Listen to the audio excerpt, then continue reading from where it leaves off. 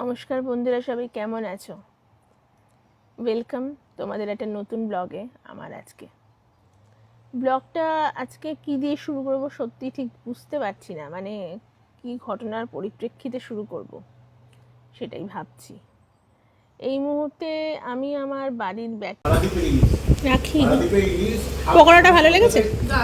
ভালো লেগেছে? এটা অরিন্দম দা, ভালো লাগছে? দারুণ লেগেছে? কিছুই তো খাওয়াচ্ছি না। Chicken pakora, thank you. Ankan দা ভালো? সুজয় পকোড়া পেয়েছো? দাঁড়াও, তুই পাসনি, চলে। ফ্রেন্ডস, সবাই কেমন আছো? ওয়েলকাম তোমাদের সবাইকে আমার একটা নতুন ডেইলি ব্লগে। এই সপ্তাহের রবিবার আমাদের এখানে যারা নতুন বন্ধু কয়েকজন হয়েছে তাদের বাড়ি আমি রিসেন্টলি চলে গেছিলাম। অনেকেই হয়তো ফেসবুকে ছবি দেখে থাকবে, তো আমি ডেকে নিয়েছিলাম তাদেরকে আমাদের বাড়িতে। তো যেটা ওদের জন্য করেছিলাম, একটা টি পার্টি ছিল। তো আমরা বানিয়েছিলাম, টি পার্টিতে কি হয়, চা তো থাকবেই। আর এই যে দেখতে পাচ্ছ গরম গরম চিকেন পকোড়া একদম ভেজে রাখছি। আমার খুব ইচ্ছে ছিল যে এরকম সুন্দর করে টেবিলটা সাজিয়ে, এখানে যেরকম সবাই ব্যাকইয়ার্ডে বাড়িতে পার্টি করে ওখানে সব কিছু সাজিয়ে টাজিয়ে, কিন্তু কি বলবো 32 ডিগ্রি ছিল কালকে টেম্পারেচার। তাই বাইরে আমরা পরে বসেছি, কিন্তু যখন ওরা এসেছিল আমার বাড়িতেই পুরোটা, মানে ঘরের ভেতরেই আমাদের করতে হয়েছে। এখানে বসিয়ে দিয়েছি চা, আর এখানে একটা সস বানিয়ে নিয়েছি পকোড়াগুলোর সাথে, টমেটো আর মিউনিস দুটোকে একসাথে মিক্স করে। একটা টেস্ট কিন্তু ভীষণ ভালো হয়। আর এই পেপার প্লেটসগুলো নিয়ে এসেছিলাম ডলোরামা থেকে, গ্লাসগুলো, আর লেজের চিপস ছিল, আর ছিল হচ্ছে তোমার ব্রিস্কের একটা লেমন জুস আর একটা ম্যাঙ্গো জুস। আমি ভাবছি যে বের করবো কি করবো না, তারপর কারণ প্রচণ্ড গরম, তো ওটা হয়তো আবার তোমার বেশি গরম হয়ে যাবে। তারপর কিছু না ভেবে বেরই করে ফেললাম, কারণ আগে থেকে একটু সাজিয়ে গুজিয়ে রাখলে পরে কিন্তু বন্ধুবান্ধব এলে তাদের সাথে একটু গল্প করা যায়, এটার জন্যই আর কি। আর সুজয় একটা সুন্দর কেক নিয়ে এসেছিলো, টিফিন কেক।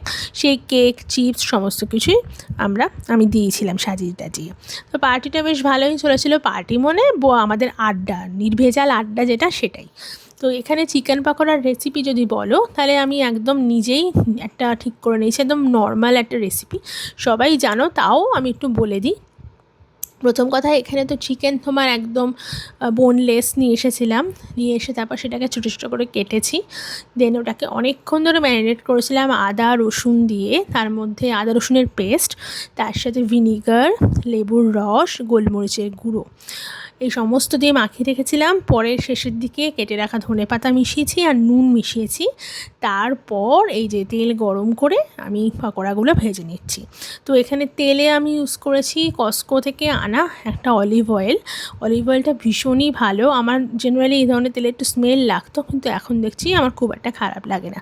আর অবশ্যই একটু মাস্টার্ড অয়েলের মধ্যে মিশিয়ে নিয়েছিলাম। তবে এখানে মাস্টার্ড অয়েলের যেন তো ভীষণ দাম। আমরা মাস্টার্ড অয়েল খাই মাছ টাছ খেলে বা চিকেন করলে, কিন্তু ভীষণ দাম। ধীরে ধীরে অলিভ অয়েলে কনভার্ট হয়ে যাওয়াটা ভীষণই ভালো।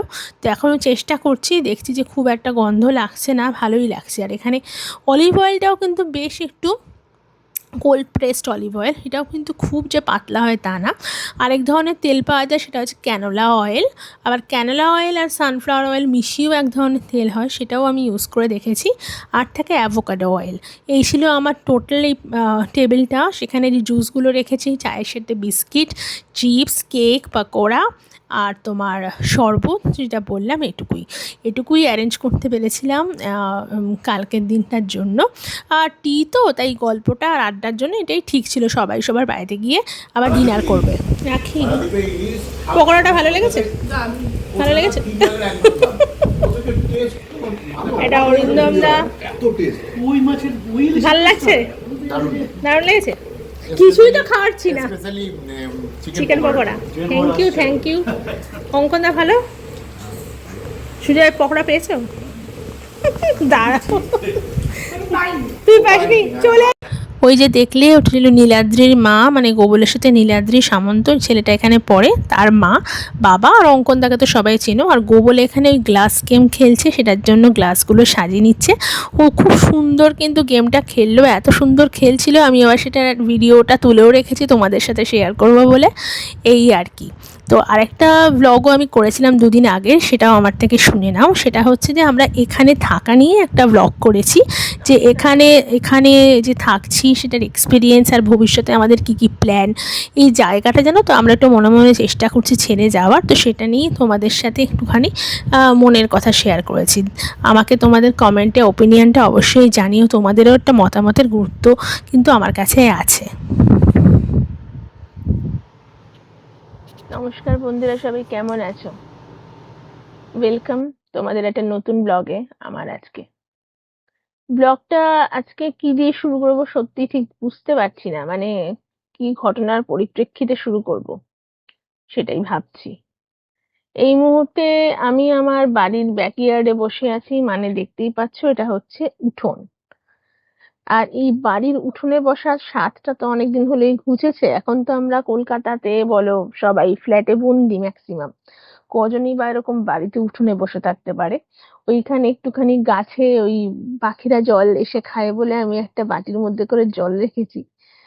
আর এই সকালবেলা সবাই ঘুমোচ্ছে, আজকে শুক্রবার, যদিও সুজয়ের অফিস আছে, কিন্তু মা আর গোবল এখনো শয্যায়। তো আমি ভাবলাম যে একটু এসে বসি ব্যাকইয়ার্ডে আর তোমাদের সাথে একটু মনের কথা শেয়ার করি। যেটা ব্যাপার সেটা হচ্ছে যে উম, অনেকদিন তো হলো এসেছি, প্রায় 4 মাস।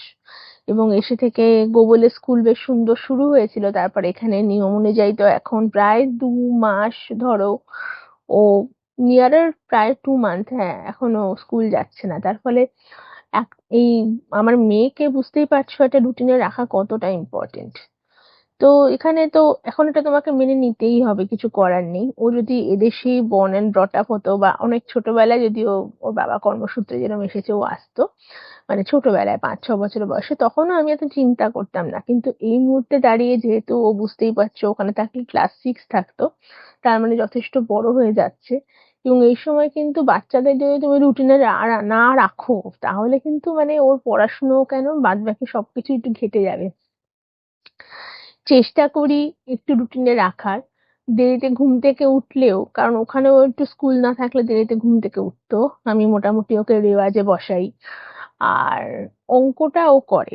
অঙ্কের স্যার আছে ওর যারা, তারা ওকে খুবই ভালোবাসে। মানে আমি ও সৌর্য স্যারের কাছে অঙ্ক করে। ও সৌর্যকে ছোটবেলা থেকে নিজের দাদার মতন দেখছে এবং ভীষণ কমফোর্টেবল ও সৌর্যর সাথে, এবং সৌর্যকে অনেকটাই গাইড করে ছোটবেলা থেকে। প্রায় হ্যাঁ 5 আর 6, ছোটবেলা মানে 2 বছর ও পড়ছে ওর কাছে আর কি। হ্যাঁ, 1 বছর পরে এবছর রানিং।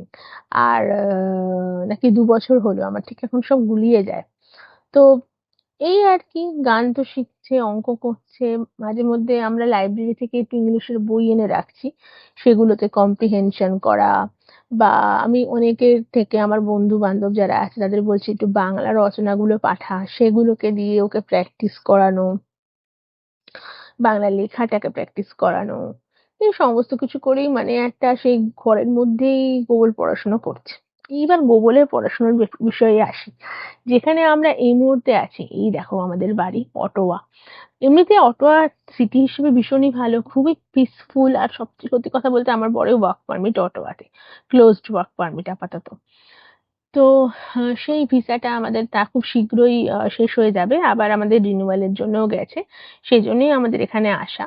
এবার গোবলের একটা সমস্যা কি, গোবল যদি এখানে ভালোবাসে পড়াশোনাটা, আমরা সেটা লক্ষ্য রাখবো।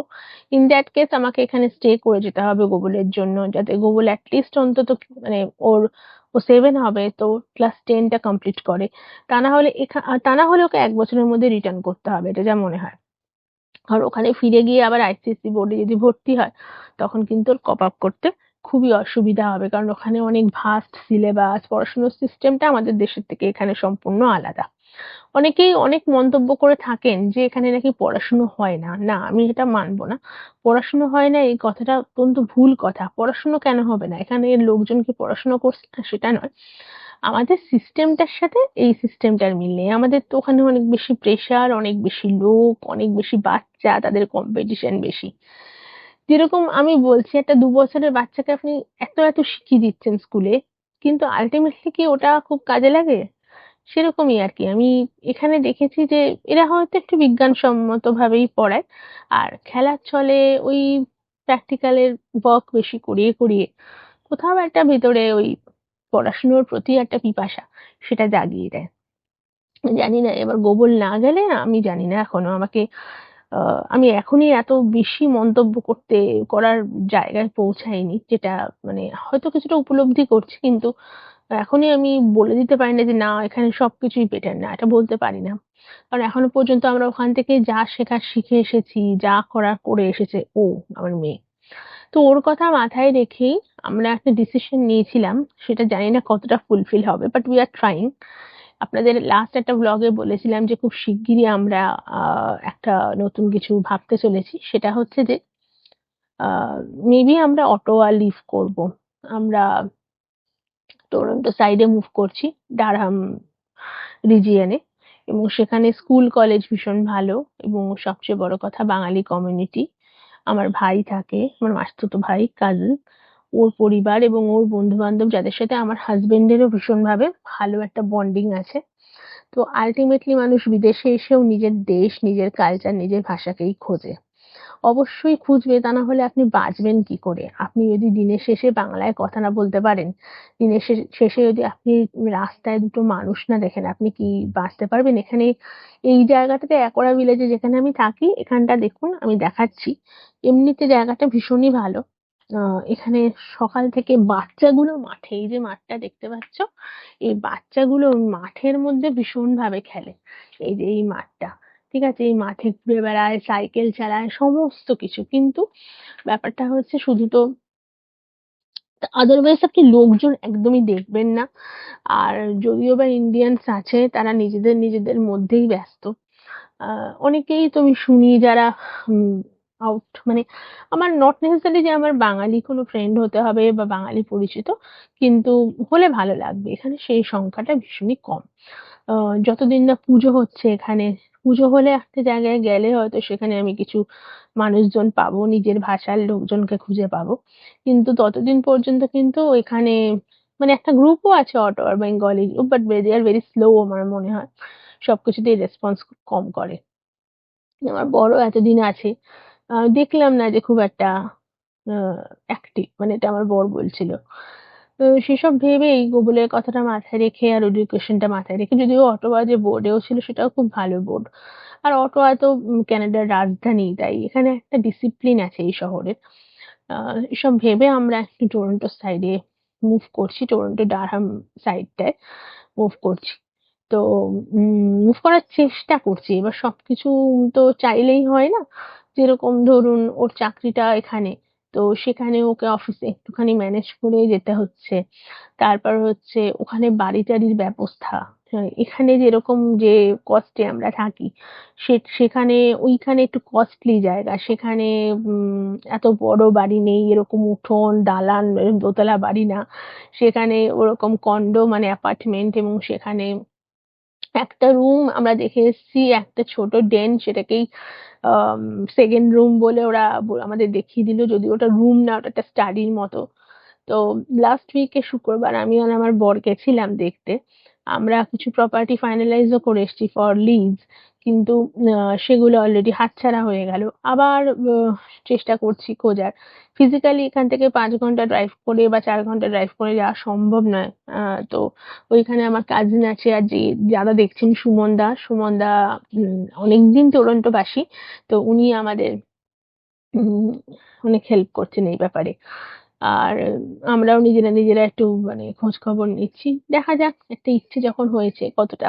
আর ডারহাম রিজিয়নে দুর্গাপুজো বেশ ভীষণ বড় করে হয়। বাংলাদেশীদের একটা দুর্গাপুজো হয়, ইন্ডিয়ানদের দুর্গাপুজো তো আছেই। ওইখানে সবাই ওই আশেপাশে ভাই, বন্ধু-টন্ধুরা রয়েছে। তারপর ও আমাকে বলেছে যে একটা ওই গোকুলের এজের যে বাচ্চারা যেই গ্রুপে আছে, সেইটাতেও আমাকে একটু ইন্ট্রোডিউস করিয়ে দেবে। মানে প্রচুর বাঙালি আমি ওখানে পাবো। পুজো-টুজোতে অনেক কিছু আ কাজকর্ম, বা ধরো ওখানে অনেক পুজো হয় সবচেয়ে বড় কথা। তো সেখানে একটা কালচারাল ফেস্ট হলে যেটা হয় যে সবার সাথে সবার আলাপ পরিচয়। আদারওয়াইজ তো আমার মন এখানে বসবে না, বিকজ আমরা একটা জায়গা থেকে uprooted হয়ে এসেছি। আর এই এজে এসে বুঝতেই পারছেন, it is not the beginning of our 20s, আমরা is at our 40, তো we are at our 40s। তো এই ২য় ইনিংসে এসে এখানে মন বসানো, এবং একটি ১২ বছরের বাচ্চা তারও মনটা বসানো। সে একটা ৮ বছরের স্কুল ছেড়ে এসেছে তার পরিচিত জায়গা ছেড়ে। যদিও তার দিদা তার সাথে এসেছে, কিন্তু দুদিন পর দিদা চলে যাবে। তখন সে আরো একাকিত্বে ভুগবে। এই সমস্ত অনেক কিছু ভেবেই আমরা একটা ডিসিশনে এসেছি। কিন্তু জানি না যে কত দূর আদৌ ডিসিশনটা আমরা সফল করতে পারবো। এই বছর চেষ্টা করছি, যদি না হয় তাহলে হয়তো নেক্সট ইয়ার করতে হবে। এ সমস্ত ভেবে চিন্তেই দেখা যাক, এইভাবেই আমরা এগোচ্ছি। আ তবে সবসময় মনটা ওই কলকাতাতে বা দেশেই আমার পড়ে থাকে। তাই জানি না, এখন পড়াশুনো সমস্ত কিছুর উপর নির্ভর করছে যে আমরা এখানে স্টে করব না নেক্সট ইয়ার আমরা চলে যাব। আ সেই সমস্ত কিছু অপশনসই আমরা ওপেন রাখছি যে হোয়াটএভার উইল বি মানে বেটার ফর আওয়ার চাইল্ড, তা আমরা সেই ডিসিশনটাই নেব। আর এখনকার দিনে অনেকেই বলে যে তোমরা তো একটা জায়গায় সেটেল তো অবশ্যই। দেখো, কলকাতাতে আমার নিজের বাড়ি, নিজের ফ্ল্যাট সমস্ত কিছু। ওখানেই আমাদের সেটেলমেন্ট। একটা না একটা সময় আমরা ওখানেই ফিরে যাব। দেশেই ফিরবো। কিন্তু এই বয়সটাই তো আমরা চেষ্টা করব মেয়েকে দাঁড় করানোর, বা নিজেদের ফিন্যান্সিয়াল গ্রোথ বলো বা নিজেদের যা সবকিছু এই সময়টাই লাস্ট। এরপরে তো রিটায়ারমেন্ট লাইফ, বয়স চলে আসবে ২ দিন পরে। তো সেটাই আরকি। আর নেচার অফ জবটাই সুজয়দের এরকম যে পৃথিবী জুড়ে ঘুরে বেড়াতে। মানে ও যখন আমার মেয়ে ছোট ছিল, অনলি মানে জাস্ট জন্মেছে, তারপরে 6 টাইমস ও ইউএস ট্রাভেল করেছে। তখন ও অন সাইটে বেশিদিন থাকতে পারেনি। কারণ গোবল তখন অনেক ছোট। আর আমি তখন চাকরি করতাম এইসব কারণে। তো উম এখন আমাদের প্রায়োরিটি ইজ আওয়ার ডটার। আর ওই দেশেও আমার ভাইঝি আছে, ওকে নিয়েও আমাদের একটা ভাবনা চিন্তা আছে। তো এসব অনেক কিছু ভেবে আবার বাবা-মারাও আছে, যেটা বলি যে আমার মা যেরকম ফেরত যাবে, সুজয়ের মা-বাবারা আছে। তো সবকিছু ভেবেই জানি না দিদিকে জীবন নিয়ে যায়। তবে এই মুহূর্তে দাঁড়িয়ে আমরা অটোয়া ছাড়ার কথা কিন্তু ভাবছি। তবে ফাইনালাইজ কিছু হলে আমি সমস্ত কিছু নিয়ে তোমাদের, কোন ফ্ল্যাট আমরা ঠিক করেছি বা কোন ফ্ল্যাট বা কন্ডো দেখেছিলাম, সেই ফ্ল্যাটগুলো কিরকম দেখতে, তার একটা স্মল ভিডিও করে তোমাদের দেব। কিন্তু যদি ফাইনালাইজ না হয় তাহলে আর সেই ব্লগটা আমি করব না।